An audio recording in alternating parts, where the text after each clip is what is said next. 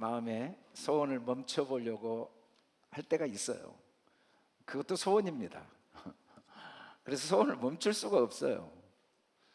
나는 소원을 갖지 않고 싶어. 그것도 소원이어서 한순간도 소원을 멈출 수가 없습니다. 그게 우리의 하나님의 형상대로 지음받은 증거 중에 하나입니다. 하나님은 소원이 멈추지가 않아요.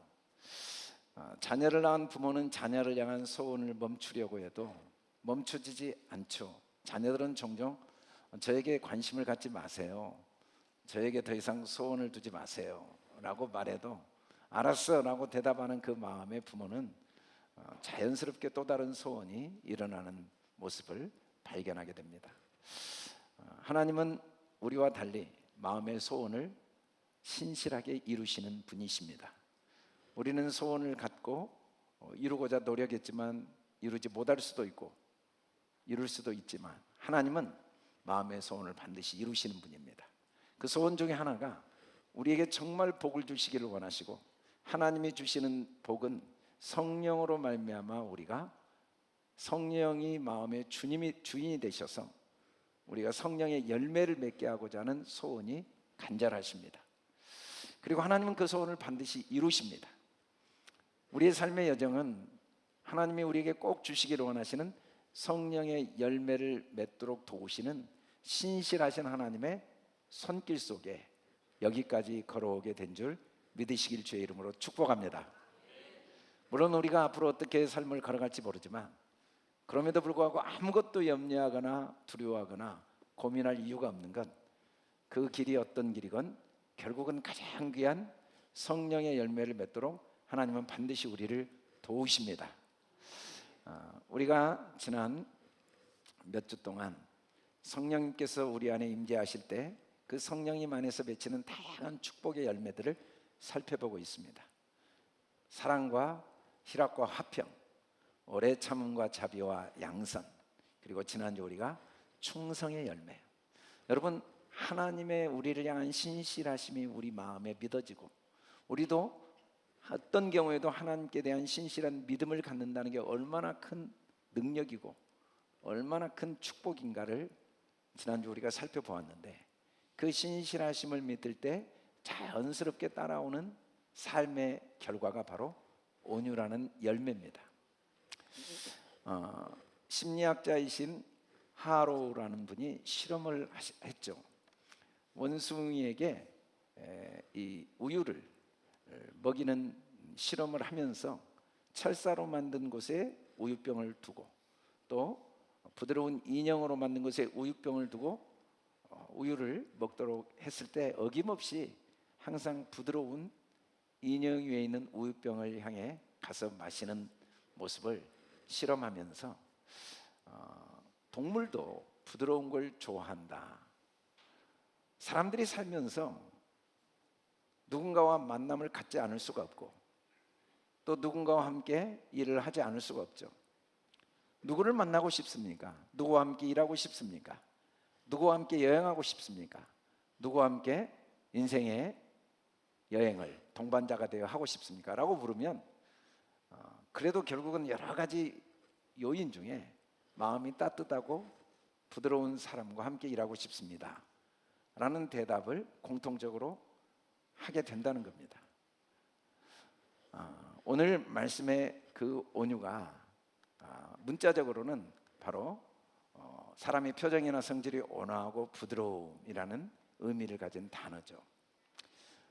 헬라어 성경을 보면 프라테우스라는 단어를 사용하고 있는데 이 단어의 기원을 보면 말이나 야생마 같은 또 맹수 같은 동물들이 잘 길들여지고 조련된 상태를 온유라고 말한다고 합니다. 우리가 성경 안에서 온유를 굳이 설명해 본다면 잠언 16장 32절에 노하기를 더디하는 자는 용사보다 낫고 자기 마음을 다스리는 자는 성을 빼앗는 자보다 나으니라 라는 말씀에 의지해서 마음을 잘 다스리는 자라고 또 설명을 할 수가 있습니다. 사람에게는 무한한 끝도 없이 파도처럼 밀려오는 다양한 감정들이 솟아나죠. 분노, 미움, 원망, 후회, 자책, 비난, 정죄, 낙심, 다양한 감정들이 솟아나고, 또 끝없는 멈춰야 되지만 멈출 수 없는 욕망들, 탐욕들도 있죠. 또 언어, 말에 끝없이 입에서 나오는 그 말들이 있죠. 이런 것들을 잘 다스리는 걸 온유라고 말할 수도 있습니다. 사람들이 사실은 온유를 원하는 것 같지만 세상을 살면서 온유에 관심을 갖지는 않습니다. 온유한 자가 복을 받는다고 성경이 말하고 있음에도 불구하고 그래도 우리가 사는 세상은 온유해서는 살기가 어렵습니다. 사람들이 정말 원하는 건 힘이죠. 특히 이 성경에 기록된 갈라디아서 말씀이 기록된 시대는 로마 시대거든요.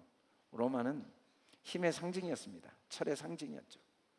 힘이 진리였고 권력, 체력, 재력이 가장 사람들에게 소중하고 또 사람들이 추구하는 것들이었고 그게 세상을 살아가는데 꼭 필요한 것이라고 생각을 하고 그런 사람들이 진짜 땅을 차지하고 복을 얻는다고 생각을 할 수밖에 없는 게 우리의 삶입니다. 우리도 매일 눈을 뜨면 어떻게 하면 돈을 더 모아볼까, 능력을 더 가져볼까, 어떤 인맥을 더 넓혀볼까, 사회적인 지위를 얻어볼까, 그래야만 집도 넓은 집을 얻고 그래야만 좀 여유로운 땅도 사고 국가도 좀 더 군사력이 있어야 외부로부터 침략을 막고 땅을 지키고 기회가 되면 다른 나라 땅까지 정복해서 차지할 수 있다라는 생각이 우리에게 떠나질 않죠. 그러나 성경 말씀은 항상 진리의 역설입니다. 세상은 약육강식이 진리라고 분명히 말해요. 실제로 그렇습니다. 이 맹수들이 약한 짐승들을 잡아먹고 그 약한 짐승은 더 약한 짐승을, 요즘 뉴스에 생태계 교란, 황소개구리나 또는 아프리카 자기 남미에서 살고 있는 이런 그 거북이들이 생태를 완전히 교란해버리고 포식자들 모든 걸 다 잡아먹어 버리니까 그들이 번식을 하고 생태계가 교란되고 그리고 중요한 이 물고기들이 다 소멸돼 간다는 뉴스가 가끔 나옵니다. 그래서 적자 생존, 잘 적응하는 게 생존한다라고 말을 하는데 그건 사실은 피상적인 거지. 이 물질 세계도 가만히 넓게 보면 온유한 것들이 세상 이 물질 세계를 다 차지합니다. 사실은 약육강식이라면 밀리면은 호랑이나 사자만 가득해야 돼요. 그러나 세월이 흘러보면 이 맹수들은 항상 씨가 말라가면서 인위적으로 종족을 보존하기 위한 노력을 하지 않으면 그 모든 포식자의 최상위에 있는 시베리아 호랑이나 이런 호랑이들이 볼 수가 없는 거예요. 오히려 아무 힘없는 오리나 닭들은 지구촌 전체를 여전히 수없이 하루에도 수백 마리씩 죽어도 수천 마리씩 죽어도 이 지구촌을 가득 덮고 있습니다. 바다도 마찬가지입니다. 얼마 전에 음식점에 가니까 에피타이저로 미리 음식 먹기 전에 멸치를 내어주더라고요. 그래서 멸치 똥을 까서 이렇게 맛있게 먹고 있었더니 한마디 하시더라고요. 멸치값이 참 많이 비싸다고 요즘. 그래요? 왜 비싸요? 그랬더니 고래가 하도 많이 잡아먹어 버려가지고 멸치가 수가 줄어들어서 멸치값이 많이 올랐다고 그래요. 그러면 바다에는 고래만 가득해야 되거든요. 약육강식 적자 생존이니까. 그런데 고래는 일부러 보존하지 않으면 멸종돼 버려요. 그렇게 끝없이 잡아먹히는 멸치는 여전히 바다 전체에 가득하죠. 시간이 지나고 보면 강한 게 이긴 것 같지만 약한 게 모든 걸 지배하고 모든 걸 차지하고 있다는 사실을 자연을 봐도 자연스럽게 알 수가 있습니다. 그래서 시편 30편 11절에서 우리에게 이렇게 교훈하고 있습니다. 같이 한번 읽어봅시다. 시작. 그러나 온유한 자들은 땅을 차지하며 풍성한 화평으로 즐거워하리로다. 온유한 자들은 땅을 차지하고 풍성한 화평으로 즐거워한다 라고 말씀을 하고 있습니다. 그런데 성경이 말하는 온유는, 성령님이 우리 안에서 맺어주신 온유는 우리가 이렇게 생각하는 부드러운 마음, 따뜻한 마음만을 의미하지는 않습니다. 사실은 사람이 아무리 부드럽고 따뜻해도 그렇다고 해서 항상 온유한 건 아닙니다. 상황이 바뀌면, 곤욕을 당하고 억울한 일을 당하고 아픔을 당하면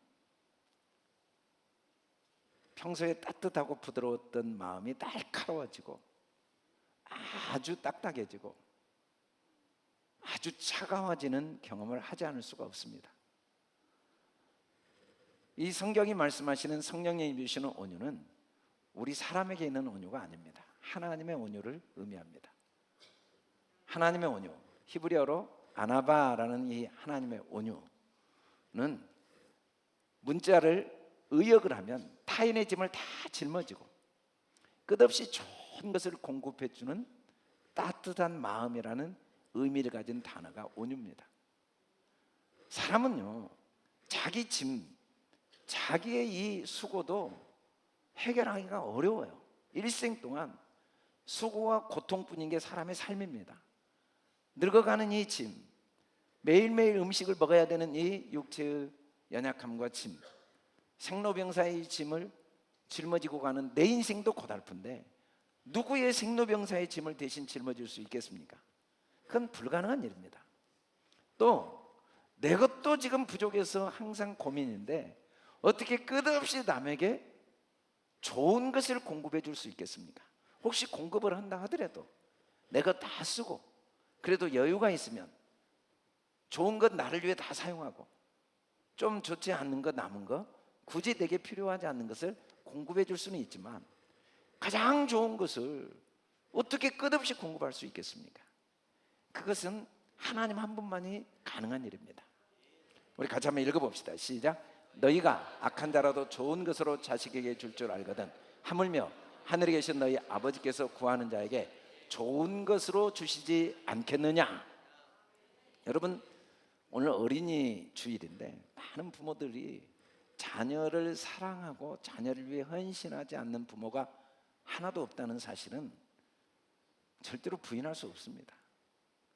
좋은 걸 주고자 하는 부모의 마음, 그런데 결과적으로 나는 자녀에게 좋은 것이라고 확신하고 주었던 그 나의 선물이 자녀의 삶에 아픔과 고통, 큰 해를 끼치는 경우도 많이 있습니다.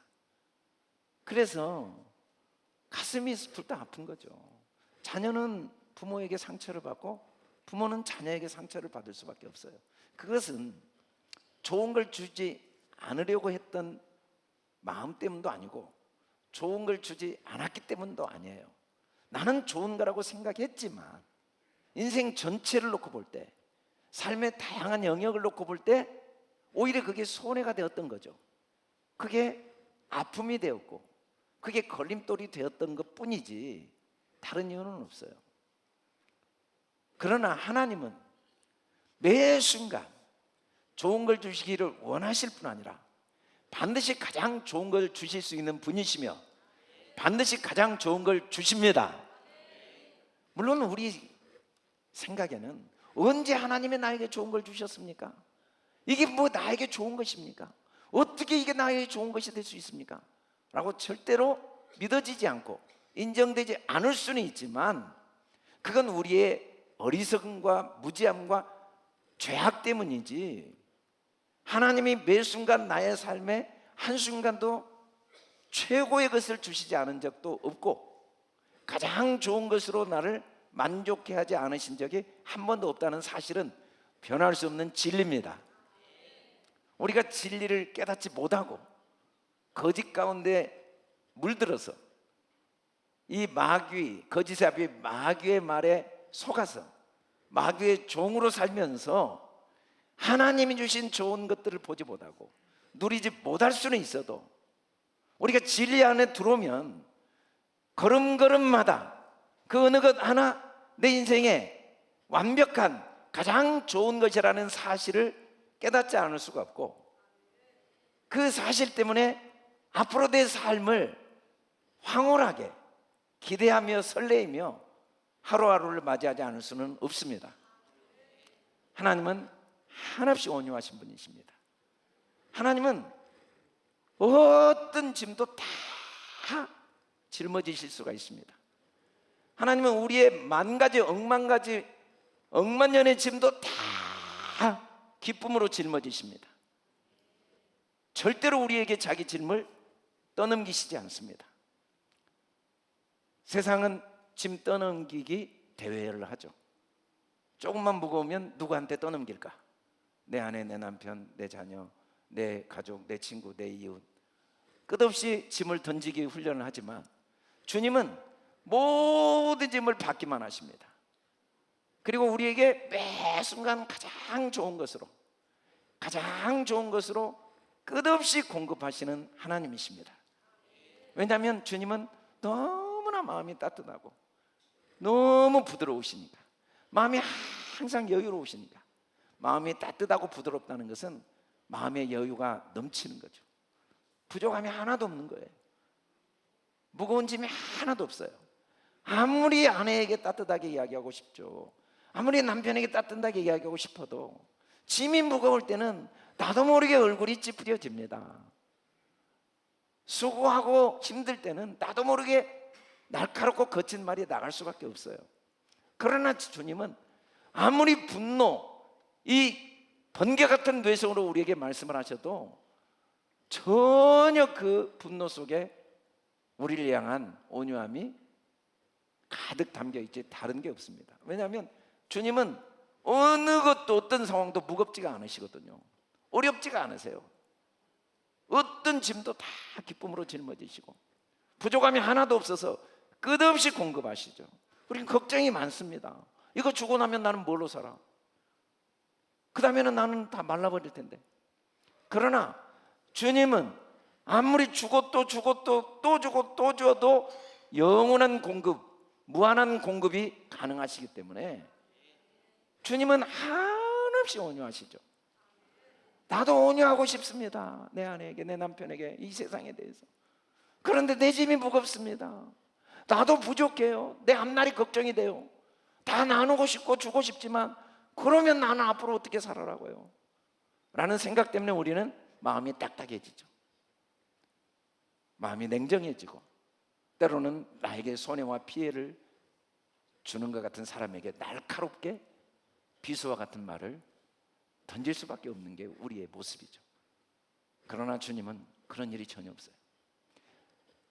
누가복음 15장에 보면 두 아들이 있는데 작은 아들이 아버지가 죽기도 전에 유산을 물려주라고 하고 그 유산을 가지고 가서 먼 나라로 가서 장기에게 다 허랑방탕하고 그리고는 이제 결국은 돼지치기를 하면서 돼지가 먹는 주염 열매도 먹지 못해 굶어 죽을 지경이 되니까 아버지 집으로 돌아옵니다. 아버지, 저는 종도 될 자격이 없습니다. 아버지 재산 다 가지고 가서 다 낭비해버리고 저를 품꾼으로라도 인정해 주시면 감사하겠습니다 하고 왔더니 아버지가 뭐라고 합니까? 오히려 아버지가 달려가서 목을 안고 입을 맞추며 종들에게 말합니다. 제일 좋은 옷을 내어 입히고 손에 가락지르고 발에 신을 신기고 송아지를 잡아 온 마을 사람을 불러 잔치를 벌입니다. 하나님은 얼마나 온유하시든지 재산의 반을 다 허비했는데도 조금도 그것 때문에 책임을 묻지 않으시고 그 모든 짐을 다 짊어지시고 오히려 가장 좋은 옷으로 제일 좋은 옷을 내어다 입히시고 그리고 손에 가락지르고 발에 신을 신기시는 온유하신 하나님이십니다.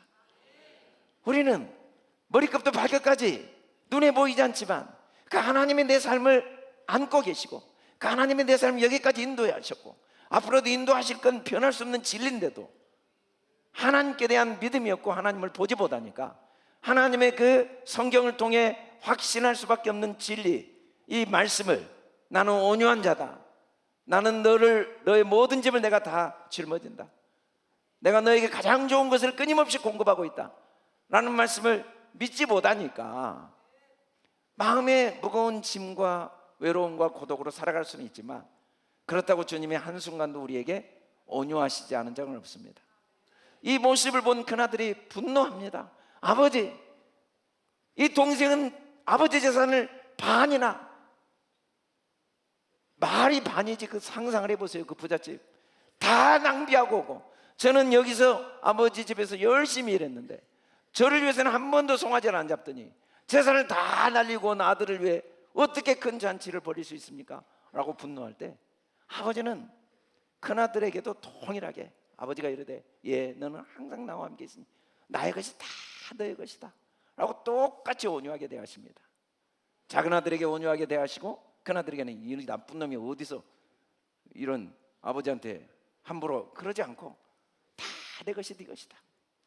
하나님은 항상 모든 사람에게 온유하신 분이십니다. 그 하나님의 온유하심이 우리 눈에 보이도록, 우리 귀에 들리도록, 우리 손에 만져지도록 이 땅에 육체로 오신 분이 예수 그리스도죠. 하나님의 온유하심은 예수 그리스도를 통해 나타났습니다. 예수님은 본인이 나는 마음이 온유하고 겸손하니, 구약성경의 모든 겸손이라는 단어가 아나바를 쓰고 있어요. 그래서 예수님이 나는 온유하고 겸손하니, 온유와 겸손은 똑같은 말이에요. 주님은 겸손하다는 말은 누구한테도 책임을 떠넘기지 않고 겸손하게 다 자기가 모든 짐을 다 짊어지십니다. 그리고 끝없이 우리에게 좋은 것을 공급하십니다. 예수님이 이 땅에 오셔서 얼마나 많은 사람들을 먹이시고 입히시고 살리시고 사람들이 구름대처럼 따라다녔습니다. 그러나 예수님은 십자가에 죽으시러 가셨죠. 그리고 유다는 예수님을 팔았습니다. 군병들이 와서 예수님을 체포하려고 겟세마네 동산에 왔어요. 이때 베드로는 너무 화가 나서 그 종 중에 하나인 말고의 귀를 칼로 잘라버립니다. 예수님이 그 베드로의 모습을 보신 다음에 말고의 귀를 다시 귀에 손으로 갖다 붙여주시면서 하신 말씀을 같이 한번 읽어봅시다. 시작. 너는 내가 내 아버지께 구하여 지금 12군단 더 되는 천사를 보내시게 할 수 없는 줄로 아느냐. 주님이 베드로가 말고의 귀를 자르는 것 말고 그런 정도가 아니라 12군단 천사를 보내서 한순간에 다 자기를 체포하러 온 사람을 완전히 소멸시킬 능력이 없는 줄 아느냐. 얼마든지 그렇게 할 수 있다. 얼마든지 그렇게 할 수 있다.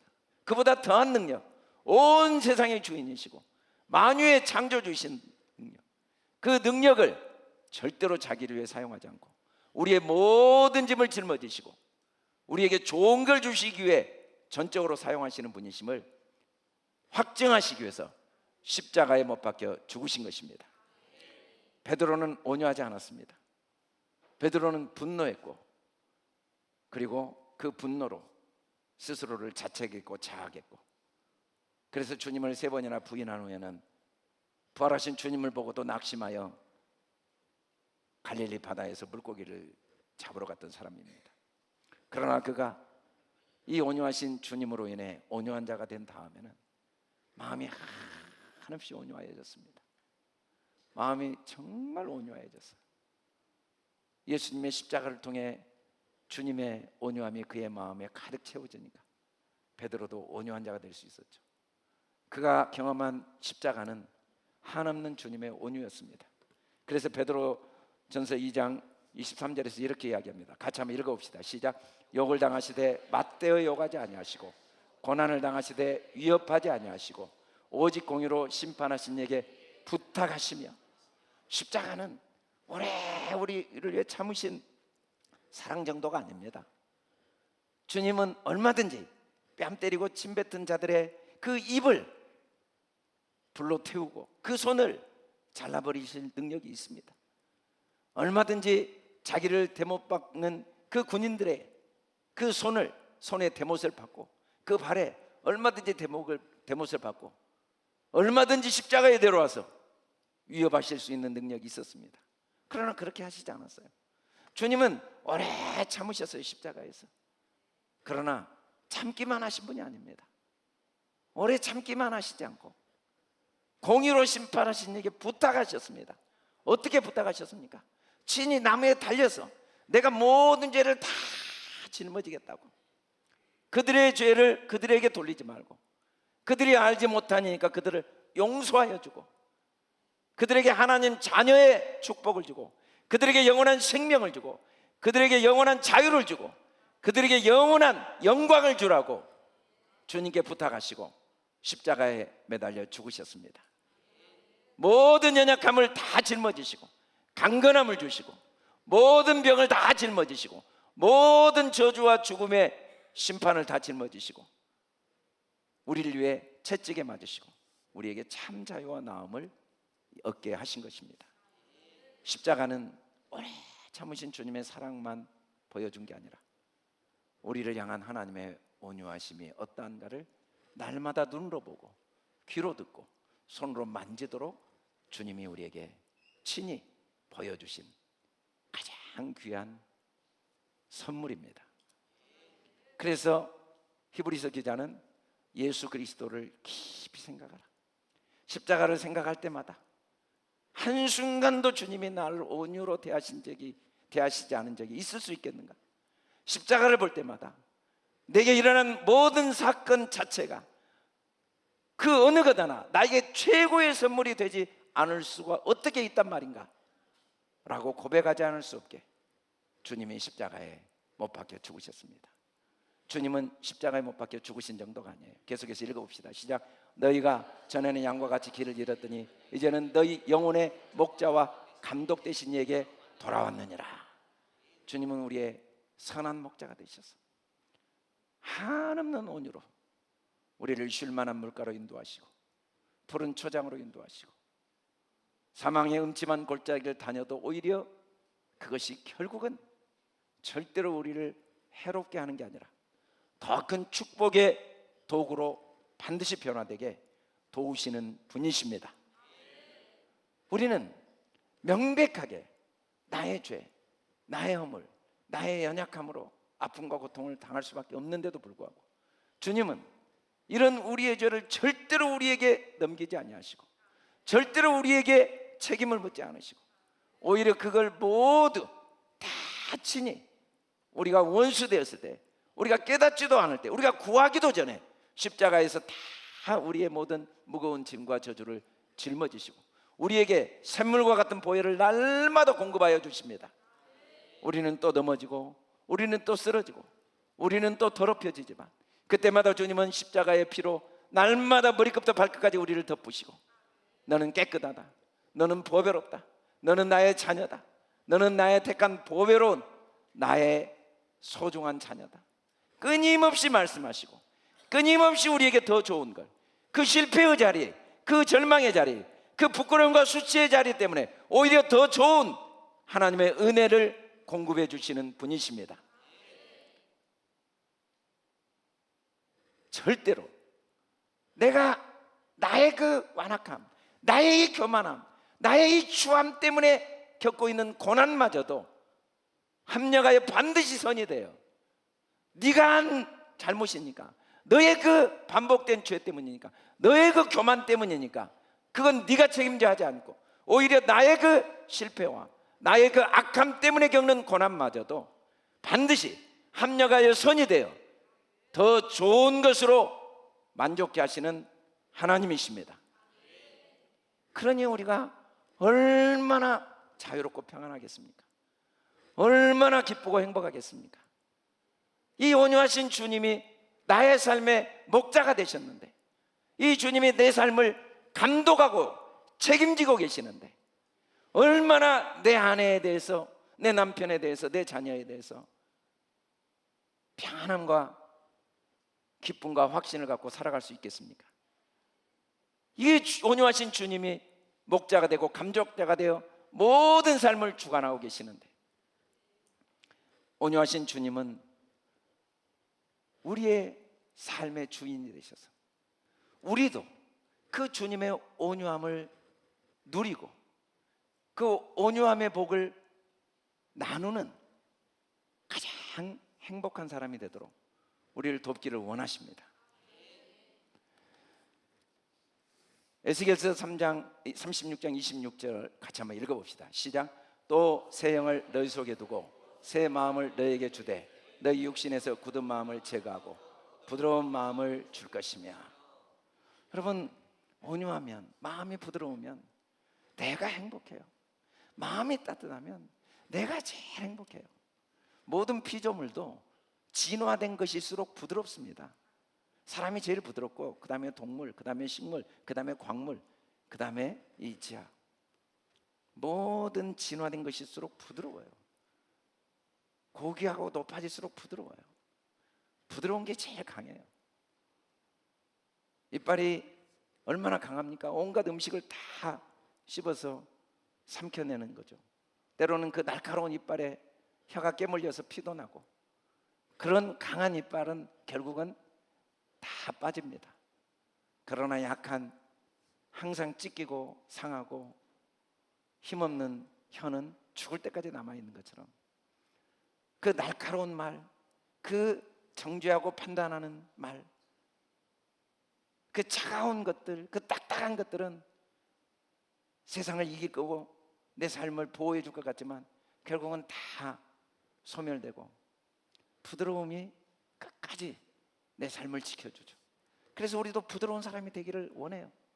부드러운 남자, 부드러운 여자가 되고 싶고, 부드러운 부모가 되고 싶고, 부드러운 이 사회생활 하면서 부드러운 동료가 되고 싶죠. 그런데 그게 내 힘으로 안 돼요. 물론 부드럽죠. 그러나 정말 부드러워야 될 때 아주 날카로워지거든요. 정말 부드러워야 될 때 아주 차가워지거든요. 정말 부드러워야 될 때 아주 딱딱해져요. 내가 손해를 봤다고 느낄 때, 내가 무시당하다고 느낄 때, 내가 고난당하고 모욕당할 때, 부드러움 같은 사람이 가장 날카로운 비수가 되어서 수단 방법을 안 가리고 뒤통수라도 찌르고 마는 게 사람이에요. 내 힘으로 안 되는 거예요. 그건 오직 하나님이에요. 성령님이 우리 마음을 사로잡아 주셔야 돼요. 성령님이 우리 마음을 사로잡고 우리 마음이 부드러울 때 얼마나 행복한지 몰라요. 얼마나 자유롭고 평안한지 몰라요. 마음이 항상 여유롭고 따뜻하고 편할 때 가끔 갑자기 어떤 생각이 들고 어떤 사건이 떠오르고 누구의 말이 떠오르면 그 말이 내 마음을 차갑게 합니다. 딱딱하게 합니다. 그 말이 내 마음을 비수처럼 찌릅니다. 잠이 오질 않아요. 마음이 딱딱해지고 가슴이 막막하고 깊은 잠을 잘 수가 없어요. 화가 나고 억울하고 분노가 치밀고. 그런데 그 사건이 떠오르는데 마음이 평안하고 너무 감사가 되고 마음이 따뜻하고, 그 무시당했던 사건, 그 억울했던 사건, 그 손해본 사건이 떠올랐는데 가슴이 평안하고 따뜻하다면, 그리고 여유롭다면 얼마나 행복하겠습니까? 오히려 그 사건 때문에 깊은 잠을 자고 너무 감사하고 감사의 눈물을 흘릴 수 있다면 얼마나 행복하겠습니까? 온유한 자가 된다면 얼마나 행복하겠습니까마는, 그 모든 것을 주관하시는 하나님이 그 사건이 가장 좋은 것이라는 확신이 생겨서 내 남편에게 일어난 그 사건, 내 아내에게, 내 자녀에게 일어나는 사건이 최고의 사건이라는 확신이 있어서 조금도 마음에 불편함이 없고 불안함이 없고 평안함이 있을 수 있다면 얼마나 행복하겠습니까? 그래서 또 만날 때 평안하고 따뜻한 마음으로 웃어주면서 이야기할 수 있다면 얼마나 행복하겠냐고요. 그런데 그게 내 힘으로는 안 돼요. 사람 힘으로는 안 됩니다. 하나님의 영이 우리 마음에 임해야 됩니다. 하나님의 영이 사로잡혀야 돼요. 그런데 우리가 어떻게 하나님의 영에 사로잡힐 수 있겠습니까? 주님께 날마다 나가야 돼요. 같이 한번 읽어봅시다. 시작.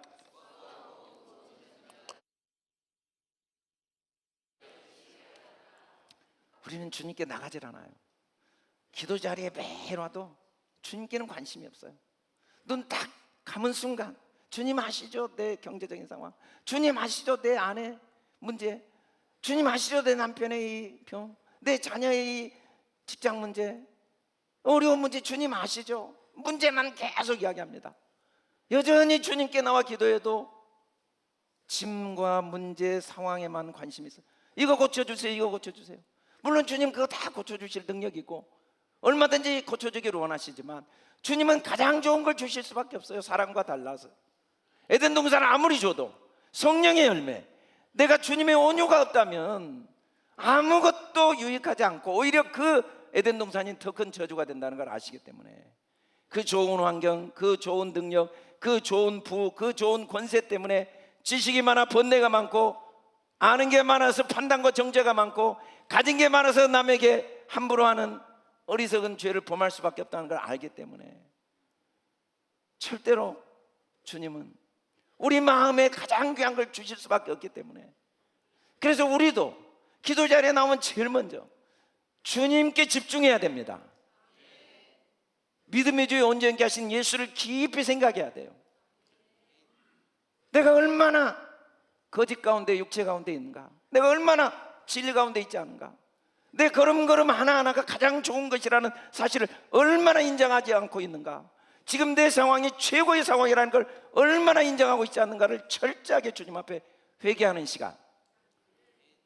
무거운 짐을 다 짊어지고 고민하고 이 문제 해결 안 돼서 힘들어요, 이 아들 문제, 이 딸 문제, 이 건강 문제, 이 물질 문제 해결 안 되면 저는 힘들어요 라고 무거운 짐을 갖고 온 나에게 다 내게로 와라. 그 짐 아니야. 내가 네게 준 선물이야. 내게 다 맡겨. 염려하지 마, 고민하지 마 라고 주님이 이야기하십니다. 어떻게? 나는 마음이 온유하고 겸손하니 나는 너에게 끝없이 좋은 걸 주고 있어. 나는 온유란 말이야. 너에게 절대 무거운 짐을 주는 사람이 아니야. 네가 볼 때 네 인생의 짐이 무겁지, 네가 볼 때 네 아내의 짐이 무겁지, 네가 볼 때 네 남편의 짐, 건강의 짐, 네가 볼 때 이 물질의 짐이 무겁지. 그건 네 짐이 아니야. 내 짐이야. 내가 다 책임질 거야. 아무것도 걱정하지 마. 나는 너에게 가장 좋은 걸 줬어. 그게 지금 꼭 필요해서 준 거야. 너에게 꼭 필요해서, 그게 너에게 너무 소중해서 준 거야. 그 아픔, 그 고통, 그 눈물, 그 상처 너에게 꼭 필요해서 내가 준 거야. 왜냐하면 나는 온유하고 겸손한 자야. 그러니까 나에게 멍에를 메고 나에게 다 맡기고 나를 배워, 나를 알아 라고 주님이 말합니다. 그러면 너희 마음이 쉼을 얻으리니. 구체적으로 주님께 나가 주님을 배운다는 게 뭔지를 베드로는 깊이 체험합니다. 3년 6개월 동안 주님을 따라다녀도 주님을 배운다는 게 뭔지를 몰랐어요. 그래서 마음에 온유함이 없었습니다. 분노했습니다. 어떻게 주님이 십자가에 죽습니까? 어떻게 내가 주님을 3번이나 저주합니까? 부활하신 주님이 나타나도 자기를 용서할 수 없었고 자기에 대한 희망을 가질 수가 없고 소망을 가질 수가 없어서 갈릴리 바다로 갔습니다. 그러나 부활하신 주님을 만난 다음에 주님이 내 삶의 주인이시구나. 내가 주님을 부인했던 일도 주님의 주권 속에 있었구나. 명백한 나의 죄와 허물마저도 주님이 합력하여 선을 이루시구나. 내가 겪었던 그 배신, 내가 겪었던 그 나의 어리석음, 내가 겪었던 그 절망, 내가 겪었던 그 눈물, 그 상처마저도 주님이, 온유하신 주님이 내게 주신 최고의 선물이었구나 라는 걸 깨달은 후 이렇게 고백합니다. 같이 한번 읽어봅시다. 시작. 너희 마음에 그리스도를 주로 삼아 거룩하게 하고 너희 속에 있는 소망에 관한 이유를 묻는 자에게는 대답할 것을 항상 준비하되 온유와 두려움으로 하고. 베드로는 누구보다 온유한 사람이 됐습니다. 절대로 내게 일어난 사건을 판단하지 않고 정죄하지 않고 비교하지 않았습니다. 절대 비교 불가능합니다. 똑같은 비행기 사고가 났는데 기적같이 살아난 사람이 있습니다. 똑같이 비행기 사고가 났는데 일가족이 생명을 잃어버린 경우가 있습니다. 얼마 전에 저희 교회 예배를 드린 분이 식사하면서 그 일가족 중에 죽은 분이 자기 동생이라고 이야기를 하시더라고요. 기가 막힌 일이죠. 그러나 그건 비교 불가능한 유일무이한 절대적인 고유한 사건입니다. 모든 사건은 비교가 불가능한 유일무이한 고유한 절대적인 사건입니다. 그 속에는 하나님의 절대 선한 주권이 있습니다. 그걸 인정하는 게 온유예요. 마음에 그리스도가 줍니다. 그 사건 속에 살아난 사람도, 그 사건 속에 살아난 사건의 주관자도 누구십니까? 여러분들이 그냥 크게 그리스도입니다 하고는 됩니다. 누구십니까? 그 사건을 통해 일가족이 죽은 것의 주관자도 누구십니까? 여러분, 다 그리스도가 주관하고 계십니다. 다 그리스도의 주권 속에서 일어나는 일입니다. 다 온유하신 주님의 감독 속에 일어난 사건입니다. 다 주님의 절대적인 사랑과 선하심 속에 일어난 사건입니다 라고 믿는 게 날마다 기도의 자리에 나와 주님께 나가 기도하는 것입니다. 날마다 주님을 배우는 것입니다. 얼마나 뿌리 깊은가, 얼마나 주님을 주로 인정하지 않는 죄악된 생각이 뿌리 깊은가, 알량한 내 지식이 얼마나 우주를 창조한 주님을 무시하고 조롱하고 판단하고 정죄하고 있는가를 매일매일 깨닫고, 그 죄악의 망령된 뿌리가 얼마나 깊어서 눈만 뜨면 판단과 정죄와 원망과 불평과 비교와 후회와 자책과 낙심, 무기력에 빠지게 만들고 있는가를 매일 깨닫고, 아니야, 살아있어도 주님이 하신 거고 그 속에도 하나님의 나를 향한 소망이 있어. 일가족이 죽었어도 그 속에 하나님의 선한 주권이 있고 그것마저도 나를 향한 하나님의 소망이 담겨 있어 라고 온유한 마음으로 절대로 주님을 대적하지 않고, 절대로 상황을 판단하지 않고, 천지를 창조하신 주님, 자기 생명을 기꺼이 십자가에 내어 주시기까지 나를 사랑하시고 매 순간 가장 좋은 걸 나에게 주신 주님 때문에 내가 걸어온 길을 누구와도 비교하지 않고, 내가 걸어갈 길을 누구와도 비교하지 않고 하나님의 선물로 믿고 확신하며 사는 마음의 자세, 이 온유함의 열매를 맺도록 주님은 우리를 포기하지 않고 돕고 계십니다. 이 온유함의 열매가 맺히기 위해서 이 우리가 겪었던 사건, 교훈이 있어야 되고 경책이 있어야 되고 아픔이 있어야 되고 어려움이 있어야 돼서 우리에게 허락하신 하나님의 한없는 사랑의 손길임을 성경은 우리에게 예수 그리스도의 십자가를 통해 분명히 선포하고 있습니다. 온유함이 온 지면의 모든 사람보다 더한 사람들은 땅을 기업으로 얻는다고 그랬어요. 땅을 기업으로. 그 중에 한 사람이 모세입니다. 민수기 21장에 보면, 민수기 12장에 보면 모세가 이스라엘 백성을 데리고 나왔어요. 광야를 걸어가는데 갑자기 자기 안에 십보라가 분명히 있는데 갑자기 구스 여자를 아내로 취한 거예요. 그러자 그 모세를 핏덩이를 애굽 강에 갈대상자에 넣어서 보냈다가 바로 공주에게 넘겨줬던 그 누나 미리암, 그리고 그의 형 아론이 모세를 비방하지 않을 수가 없었습니다. 그런데 모세를 비방한 내용이 뭐냐면, 같이 한번 읽어봅시다. 시작. 그들이 이르되 여호와께서 모세와 한번 말씀하셨느냐, 우리와도 말씀하지 아니하셨느냐. 네. 비방한 이유가 그거예요. 너하고만 하나님 말씀하셨냐, 우리하고도 말씀하시지 않냐. 아마 그런 것 같아. 모세가 내가 구스 여자를 원해서 한 거냐, 하나님이 내게 구스 여자를 아내로, 구스가 아프리카 이디오피아거든요. 왜 이스라엘에도 사람이 많은데 이 아프리카에 그 구스 여자를 아내로 얻었냐 라고 비난했는지 모르겠어요. 어찌됐든 중간에 생략됐지만 이 비난의 내용을 보니까 아마 모세는 그랬던 것 같아요. 하나님께서 내게 주신 마음이다, 하나님이 내게 주신 방향이었다. 아니, 하나님이 너에게 방향을 주셨으면 너에게만 이야기했겠냐, 우리하고도 말씀하시지 않느냐 하고 비난했죠. 근데 하나님이 이 이야기를 들으시고는 너무 엉뚱한 대답을 하세요. 같이 한번 읽읍시다. 시작. 이 사람 모세는 온유함이 지면의 모든 사람보다 더하더라. 아니, 여기서 이게 무슨 대답이 앞뒤가 연결이 안 돼요. 왜 여기서 온유가 나와요? 온유가.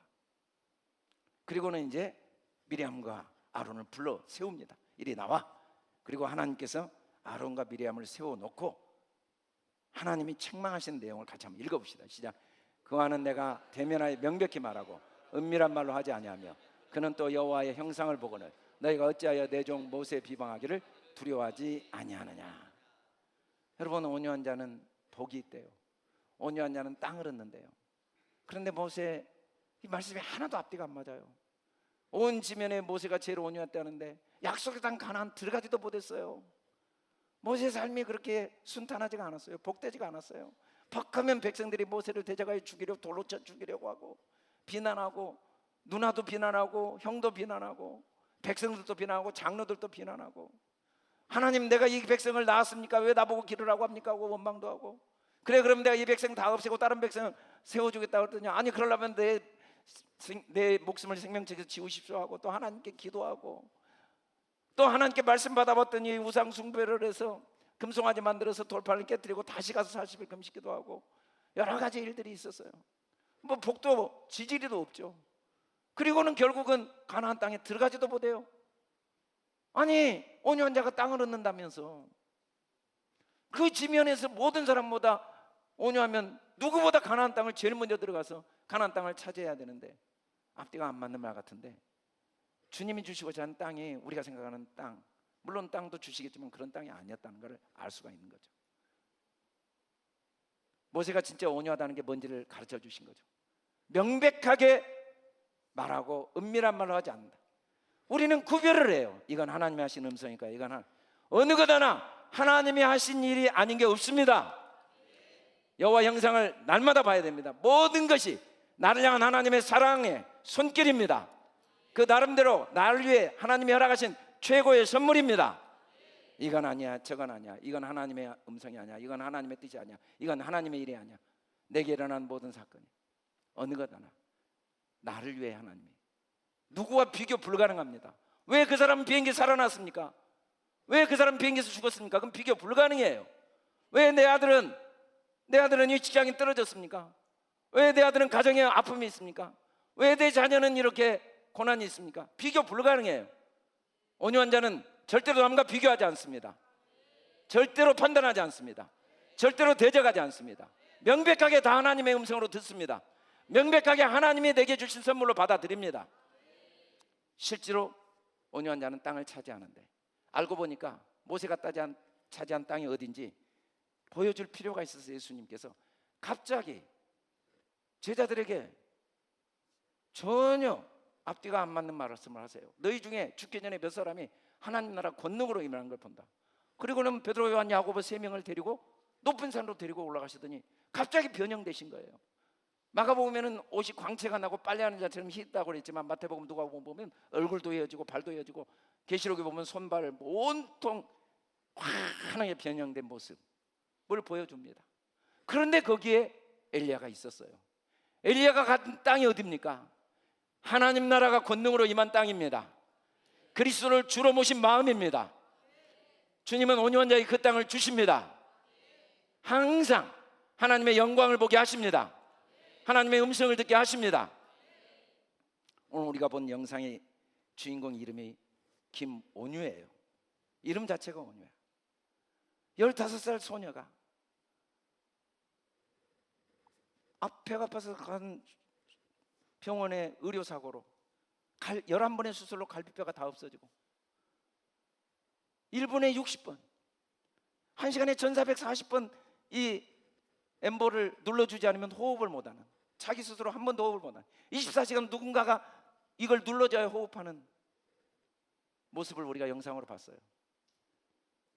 그게 10년 전 영상이에요.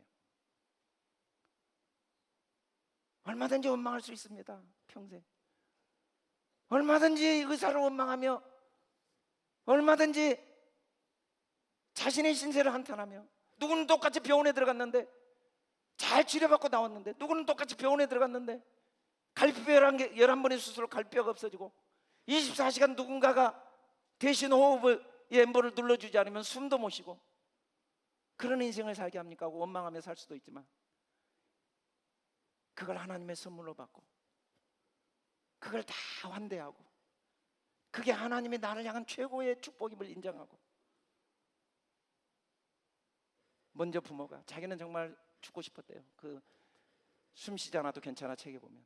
그런데 엄마가 그때마다 자기 귀에 들려주는 찬양 소리, 끝없이 하나님이 너를 사랑하시고, 원망하지 않고 불평하지 않고 자기를 위해 기도하는 엄마, 그 엄마의 목소리 때문에 죽을 수가 없었대요. 또 찬양이 자기를 살리고, 그런 다음에 2119년 6년 전에 숨쉬지 않아도 괜찮아는 책을 출판하면서 모든 서점에 베스트셀러가 되었어요. 이 책을 통해 얼마나 많은 사람들이 감동을 받았는지. 얼마 전에 영상을 보니까 작년 말에 자기가 제일 사랑하는 여동생 결혼식에 꼭 21년 만에 외출을 한 거예요. 지금까지 자기의 이 엠보를 해주기 위해 온 사람이 2만 명이 넘어요. 선교사가 되겠다고 했던 기도 제목 하나님이 자기 환경을 온유로 받아들였더니 22만 명 이상을 만나서 매일 복음을 전하고 매일 희망을 전하고 매일 하나님의 사랑을 전하는 삶을 살게 한 간증이 숨쉬지 못해도 괜찮아요. 아침에 일어나면 누군가가 또 4명이 와서 하루 내 자기 일을 대신 엠보를 눌러줘야 되니까 제일 먼저 세수하고 화장을 곱게 하고 옷을 입고 제일 예쁜 모습으로 병원에 있지만, 그래서 그는 하루하루가 같이 한번 읽어봅시다. 시작. 생명과 환희와 소망으로 가득한 녀석. 자기는 하루하루가 또 오늘은 누가 올까? 오늘은 또 누구를 만날까? 그 기대와 설렘으로 아침에 눈을 떠서 화장을 하고 옷을 입고 또 하루를 보내면서 오늘을 주신 제2의 호흡을 주신 주님께 감사하고, 주님이 매일매일 21년 동안 병원에 누워서 누군가의 도움 없이는 숨 한 1초의 숨도 쉴 수 없는 자기의 삶을 통해 하나님이 매 순간 깨닫게 하신 고백을 그 책에서 이렇게 이야기합니다. 같이 한번 읽어봅시다. 시작. 무슨 생각을 할까? 그런 법을 배워야 해. 오늘은 무슨 화장을 할까? 무슨 옷을 입고 나를 위해 온 봉사자들 만날까? 라고 준비하는 마음에 주님이 네가 옷을 고르듯이, 네가 오늘은 무슨 화장을 할까 고민하듯이 매 순간 무슨 생각을 할까 고르는 법을 배워야 돼. 온유한 생각을 할까? 딱딱한 생각을 할까? 하나님의 선물이라고 믿을까? 염려하고 근심할까? 원망하고 불평할까? 비교하고 판단할까? 부족하다고 생각할까? 부족함이 없다 생각할까? 오늘은 누구에게 생명을 나눠줄까? 오늘에겐 누구에게 호흡을 나눠줄까? 오늘엔 누구에게 은혜를 나눠줄까? 마르지 않는 주님의 공급함이 있으니까 오늘 하루 나는 또 누구에게 복음을 주고 갈까? 무엇을 나눌까? 누구에게 유익을 줄까? 생각하는 법을 배워야 돼. 무슨 생각을 할까? 고르는 법을 배워야 돼. 우리는 매일 생각합니다. 오늘은 돈을 어떻게 벌까? 오늘은 내 인생을 어떻게 내가 계획할까? 매일 생각합니다. 그러나 주님은 온유한 자가 되어서 오늘은 또 누구를 위해 내가 받은 은혜가 부족함이 없는데, 목숨까지 주신 주님인데, 끝없이 공급하신 주님인데 누구에게 주님 사랑을 나눌까? 감사를 나눌까? 은혜를 나눌까? 고르는 법을 배우는 저와 여러분이 되도록 주님은 쉬지 않고 도와오셨습니다. 내가 겪었던 아픔과 고통들은 이 가장 귀한 온유의 복을 주시기를 원하시는 주님의 포기할 수 없는 사랑 때문에 겪는 고난임을 믿으시길 주의 이름으로 축복합니다. 이 한 주 동안 이 온유의 복이 저와 여러분 마음에 가득 채워지기를 주님의 이름으로 축복합니다. 우리 다 같이 일어나 크게 선포해 봅시다.